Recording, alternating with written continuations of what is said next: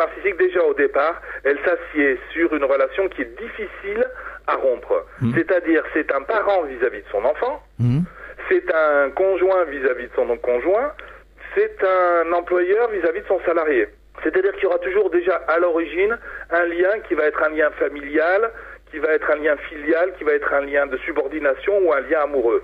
Ou amical aussi. Et puis les choses se font en plusieurs temps. Vous savez, on passe d'abord par une grande séduction. C'est-à-dire qu'on va dire à l'autre qu'il est merveilleux. Avant de le blesser, on va d'abord lui faire comprendre qu'il est merveilleux. Et petit à petit, on va le faire entrer par des mécanismes qui sont assez subtils et assez précis dans une forme de culpabilité. Alors, quelles sont les caractéristiques qui permettent de reconnaître un pervers narcissique ? Il vous culpabilise sans cesse. Vous êtes toujours responsable de tout. Si vous écoutez bien les reproches qu'il vous fait, je crois que la plupart du temps, il ne s'adresserait pas à vous, mais plus à lui.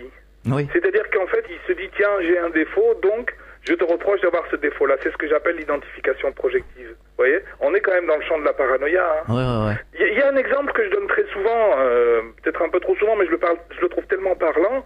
C'est un monsieur qui doit avoir un peu plus de 50 ans et qui monte dans sa voiture avec son épouse. Il fait une marche arrière, a embouti la voiture de sa femme et immédiatement il se retourne vers elle en lui disant « Mais enfin, tu te gares jamais à cet endroit ». Vous voyez, au moment où il pourrait se sentir coupable, donc il a bien une notion de culpabilité quand même, hein. Au moment où il devrait se sentir coupable, il culpabilise immédiatement l'autre, c'est de ta faute. Alors il paraît qu'il y en a